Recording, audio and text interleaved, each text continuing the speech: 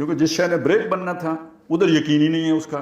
تو اب کیا ہوگا, جو ہی سلپ ہوگی تو پھسل جائے گا, وہ روکنے والی شے ہی نہیں ہے, نہ ہینڈ بریک ہے نہ بریک ہے, کھل گئی ہیں دونوں. لہذا اب گناہ میں ملوث ہوگا. ٹیمپٹیشن بہت شدید ہے, اندر کیڑے موجود ہیں تو وہ اسے لے جائیں گے گناہ کی طرف. اس گناہ کا ایک اثر دل کے اوپر آئے گا. دل کے اوپر آ گیا زنگ.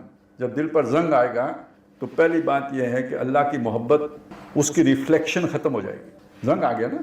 اب وہ جو اندر سے روشنی پھوٹنی تھی, جس نے پورے جسم کو روشن کرنا تھا, یعنی ہر شے کو, آنکھ کو بھی روشنی دینی تھی, دماغ کو بھی دینی تھی, اب ایک حیوانی آنکھ تو ہے جو دیکھ رہی ہے, لیکن وہ روحانی آنکھ یا وہ روشنی جو اللہ کے نور سے پھوٹتی ہے, وہ بلاک ہو گئی ہے. اس کا مرکز قلب تھا, وہ بلاک ہو گئی ہے. تیرے ضمیر پہ جب تک نہ ہو نزول کتاب, گرا کشا ہے نہ راضی نہ صاحب کشاف, اب تو وہ گرا نہیں کھلے گی.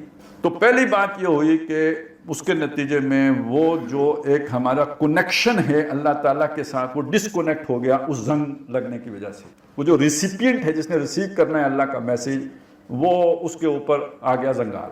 ایک نتیجہ تو یہ نکلا. یہ دل جب بگڑ جاتا ہے, پرورٹ ہو جاتا ہے, یہ پورے جسم کو پرورٹ کر دیتا ہے. یہ تو حدیث میں ہے کہ تمہارے جسم میں ایک لوتھڑا ہے, وہ اگر ٹھیک ہو تو پورا جسم ٹھیک رہتا ہے, اور وہ اگر خراب ہو جائے تو پورا جسم خراب ہو جاتا ہے. ویسے میڈیکلی بھی تو یہی ہوتا ہے. دل ہی کہتے ہیں حرکت قلب بند ہونے سے کہیں ہو گئے, یہی ہوتا ہے نا, یہی بتاتے ہیں انتقال فرما گئے. اسی طرح یہ سمجھ لیں کہ یہ دل کے اوپر جب زنگ آ جاتا ہے تو اب آنکھ ہوس کی نظر سے تو دیکھ سکتی ہے, آنکھ عبرت کی نگاہ نہیں رہتی اس کے اندر. دماغ سارے کی سوچیں, یعنی ایک بندہ ورلڈلی وائز تو ہو جاتا ہے, وہ اس حکمت سے محروم ہو جاتا ہے جو حضرت لقمان کو ملی تھی. دنیاوی اعتبار سے چالاک, عیار, مکار, بہترین پراپرٹی ڈیلر بن جائے گا, نہیں کیا سیاستدان بن جائے گا, نہیں سب کی تو ہی نہیں ہوتی ہے, بس جو بھی بن جائے گا آپ کو پتہ ہے. تو لیکن یہ ہے کہ وہ اب اس کے اندر عبرت کی نگاہ, دیدہ عبرت نہیں رہے گا. تو جب وہ نگاہ عبرت ہی ختم ہو گئی تو وہ خود اپنے اندر بھی جھانکنے سے محروم ہو گیا نا. اب آپ کو سمجھ آئی, وہ جو آنکھ بند ہے, اب وہ آفاق میں تو گم ہو سکتا ہے, اس میں آفاق نہیں گم ہو سکتے. یہ نقطہ نظر کا فرق آ گیا نا. اب وہ ایک دنیا کی محبتوں کا گرفتار بن گیا. جب دنیا کی محبتوں کا گرفتار ہو گیا, دل پہ زنگ آ گیا, یہ اس کے ساری باڈی کا فنکشن دوسرے رخ پر چلا گیا, اس روحانی رخ سے ہٹ کر. اب آپ اسے قرآن پڑھ کر سنائیں, کہے گا اساطیر الاولین. یہ بھی آیا نا مضمون, اب میں نے اس کے سارا آپ کو کنیکٹ کر کے دیا ہے. کیا کہے گا؟ اساطیر الاولین. یہ کیا ہے اس میں یار, قرآن میں کیا ہے؟ آج یہ مذاق ہمارے انتہائی پڑھے لکھے دانشور لوگ قرآن کا اڑا رہے ہیں یا نہیں اڑا رہے ہیں؟ ابھی وہ ٹویٹر پہ ایک صاحب نے کل پرسوں ہی ٹویٹ کیا ہوا تھا کہ کوئی شخص مولد ہو گیا, اس کے والد نے اسے گھر سے نکال دیا, بہت عرصے بعد کام پڑا, اس سے ملاقات کرنے اس کے دفتر گیا تو وہاں کئی جلدیں جو ہے نا قرآن مجید کی تفاسیر کی رکھی ہوئی تھی. تو والد نے کہا, بیٹا میں تو سمجھا تھا تم بے دین ہو گئے ہو, تو تم تو بہت مطالعہ کرتے ہو. تو بیٹا ابا جان آپ نے کیا یہ سمجھا تھا کہ میں قرآن پڑھے بغیر مولد ہو گیا ہوں؟ آپ نے کاٹ سمجھی ہے. تو اب اللہ تعالیٰ کیا کہہ رہے ہیں؟ وہ کب کہہ رہا ہے جو قرآن پڑھے گا وہ بالکل ٹھیک ہو جائے گا؟ وہ کہتا ہے یذل بہ کثیرا و یہدی بہ کثیرا. اس سے بہت سو کو ہدایت دیتے ہیں, بہت سو کو گمراہ کرتے ہیں. وما یذل بہ الا الفاسقین. نہیں گمراہ کرتے مگر فاسق. یہ فاسق کون ہے؟ یہ وہی فجار ہے نا, من مرضی کی زندگی بسر کرنے. الذین ینقضون عہد اللہ من بعد میثاقہ ویقطعون ما امر اللہ بہ ان یوصل ویفسدون فی الارض. جو زمین میں فساد, ان کو گمراہ کرتا ہے قرآن, ان کو ہدایت نہیں دیتا. یہ کون لوگ ہیں؟ اس کے ساتھ اب جوڑیں. یہ مضمون قرآن مجید میں جا بجا ہے کہ قرآن مجید گمراہوں کی گمراہی میں اضافہ کرتا ہے اور ہدایت والوں کو ہدایت میں اضافہ کرتا ہے. ان کی دشمنی میں اضافہ کرتا ہے, اللہ کی دشمنی, رسول کی دشمنی. جوں اترتا جاتا ہے ان کا غضب بڑھتا جاتا ہے. وجہ کیا ہے؟ وہ قرآن کا وہ مفہوم جو اصلی ہے ان کے اندر اترتا ہی نہیں. تو سورہ بنی اسرائیل میں, سورہ کاف میں, یہ جو گروپ ہے نا, اس میں بکثرت یہ مضمون ہے, یہاں بھی ہے.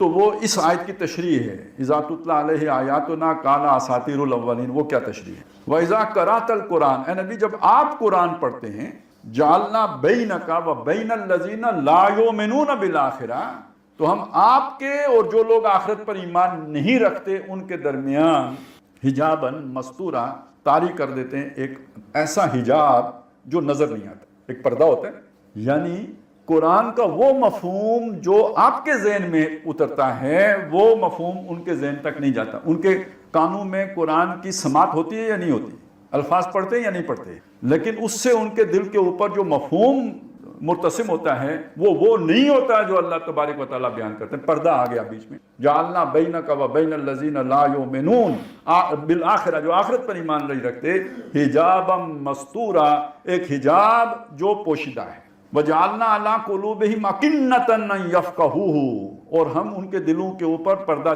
तारी कर देते हैं कि वो इसे समझ ही नहीं सकते। यहाँ का ना रा, उनके दिलों पर जंग है, वहाँ पर्दा कहा, नतीजा क्या निकलता है, समझ ही नहीं सकते, कुरान नहीं समझ सकते।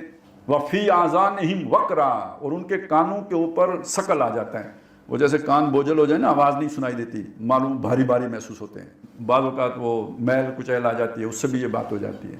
तो उन्हें अच्छा क्या वो बहरे होते हैं? नहीं, सुनते हैं। अब ये किन कानों का जिक्र हो रहा है? ये वो जो दिल के साथ जुड़ के कानों का जो फंक्शन बनता है ना, वो कान बहरे हो जाते हैं, वो आंखों के ऊपर पर्दा आ जाता है, दिल के ऊपर जंग आ जाता है। वजह क्या बनती है? ला युमिनून बिल आखिर, आखिरत पर ईमान न रखने के नतीजे। अब ये बात का लंबी होती चली जाएगी, मैं अब इसे लेके आता हूँ मतलब कंक्लूजन की तरफ आते हैं। तो असल बात क्या हुई कि देखें, किसी भी माशरे की इस्लाह के लिए सबसे पहले तत्हीरे अफकार की ज़रूरत पेश आती, यानी उनके सोच को, फ़िक्र को ठीक करना।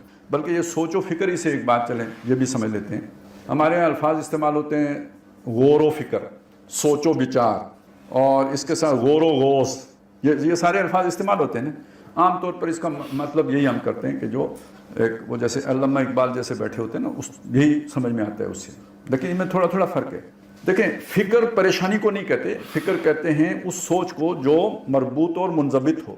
तो गौर करें यानी किसी के अंदर गहराई में उतर कर उसे समझें, उसका तजिया करें। फ़िक्र करें, उसके अज्जा को मिलाकर उसका एक निज़ाम फ़िक्र बनाएं। ये यहाँ फ़िक्र थाट के मानी में है, कंसर्न के मानी में नहीं है, कोई परेशानी के मानी में नहीं है, बल्कि वो जो है ना एक मजबूत और मरबूत और मुंज़बित सोच के बारे में। अब सोचो विचार यही माना देगा, ये जो गौर व फिक्र माना दे रहा है, सोचो विचार का भी यही माना बनेगा। गौर व फिक्र, सोचो विचार एक है, लेकिन गौर व गौस इसके मुस्बत मानी भी हैं, मनफी मानी भी। गौर का तो उधर जुड़ जाएगा गौर व फिक्र वाला, लेकिन ये खौस का लफ्ज़ है, ये कुरान मजीद में मनफी मानों में इस्तेमाल हुआ है। यखूज़ून, ये जो है ना, ये है जैसे बाल की खाल उतारना। आपने ऐसे लोग देखे होंगे, बहस करने वाले, मुनाजरा करने वाले। आपने एक बात कह दी, वो एक मुहावरा हमारा ये भी है, मक्खी के पित्ते निकालना। बंदे का पित्ता ही बहुत छोटा सा होता है, मक्खी का पित्ता कोई किधर से ढूंढे। तो यानी वो हर बात के अंदर से ना उसकी खाल उतारने वाली कोशिश करना, ये खौज होता है। फ़ी खौज़हिम यलअबून, वो अपने खौज में, यानी ये जो हर बात में मीन मेख निकालना, ये उनका खेल है। अब मैं क्या कहना चाहता हूँ, ये जो सोचो विचार या गौर व फिक्र या तदब्बुर और तज़क्कुर है, ये एक बाज़ लोगों की लज्जत का बायस भी, ज़हनी अय्याशी होती है। गौर व फिक्र बराए ज़हनी अय्याशी, इसे आप कहें इंटेलेक्चुअल हिडोनिज़म, लज्जतियत, उनको मज़ा आता है इससे। अच्छा, ये कौन लोग होते हैं? ये वो लोग होते हैं जिनके अल्फाज बहुत मुज़य्यन होते हैं, बहुत चमकीले, बहुत अट्रैक्टिव। अक्सर जो तकल्लुफ़ उनके अल्फाज के अंदर तलाश कर कर के लफ्ज़ लाएंगे, जैसे शायर नहीं वो शेरों के लिए मुख्तलिफ अल्फाज का चुनाव करते, और क्या के जो है ना, वो रगे गुल से बुलबुल के पर बांधते।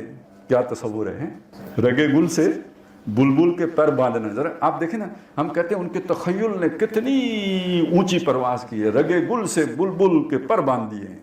ठीक है, मतलब अब आप इसे ज़रा इसका मफ़हूम तो आपकी समझ में आ गया, इसकी कोई इम्प्लीमेंटेशन दुनिया में मुमकिन है? रगे गुल समझते हैं आपने, वो पत्ती देखी ना फूल की, उसके अंदर वो जो धारी वो है थोड़ी सी रग सी, अब उसको आपने निकाला, पहले माशाल्लाह वो कितनी बड़ी सर्जरी चाहिए होगी उसके लिए, सोफिस्टिकेटेड जो है ना उसके लिए इंस्ट्रूमेंट्स चाहिए, वो आपने रगें निकाली, उसके बाद आपने बुलबुल के पर बांधे। मुझे बताएं ये पॉसिबल है? लेकिन तख़य्युल कितना ऊंचा है।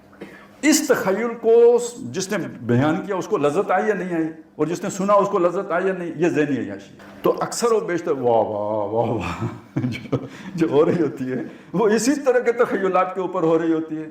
तो लेकिन इसके पीछे क्या गौर व गौज़ होता है या नहीं होता? बिल्कुल होता है, बड़ा तवील होते हैं। वो कहते हैं ये गज़ल मुझे 10 साल में उतरी है। वो एक नज़म वो कहते हैं हमारे अनवर मसूदी नाम है, क्या नाम है, वो जो माँ वाली नज़म है, उन्होंने पता नहीं कितने साल लगे हैं, सच्चा वाक़या बयान किया है। लेकिन ये कि बहरहाल ये इनको भी तो बहुत एक जो तख़य्युल है उसको अल्फाज का जामा पहनाने में बहुत सारा वक्त लग जाता है। یہ ایک دم تو آمد نہیں ہو جاتی، آہستہ آہستہ ہوتی ہے، اور آورد سے اکثر و بیشتر ممکن بھی نہیں ہوتا، لیکن اس کے پیچھے بھی سوچ و بچار، غور و فکر، راتوں کو اسی کش میں گزری میری زندگی کی راتیں، وہ والے مراحل اس میں بھی آتے ہیں۔ آمد نہیں ہوتی تو قبض ہوتی ہے، تو قبض ہوتی ہے تو مروڑ ہوتے ہیں، تو پھر جا کے کہیں یہ ذہنی مروڑ ہے نا سارے، تو پھر جب آمد ہوتی ہے، کشادگی اور انبساط اور انشراح ہوتا ہے، تو پھر عیاشی، پھر بڑا مزہ آتا ہے، پھر نیند بھی بڑی پکی آتی ہے، تو طبیعت کے اندر بھی جو ہے نا وہ ایک جولانی آتی ہے، تو یہ مستی آتی ہے، یہ ذہنی عیاشی، یہ انٹلیکچوئل ہیڈونزم ہے۔ لیکچر کافی سیریس ہو گیا، میں یہاں پہ کچھ اور بھی کہا کرتا ہوں، اب نہیں کہہ رہا، چھوڑ دیا۔ اب آ جائیں دوسری چیز کی طرف۔ غور کے ساتھ جب فکر آیا نا، فکر کے اندر ایک اندیشے کا پہلو شامل ہے۔ یہ اندیشہ کیا چیز پیدا کرتا ہے؟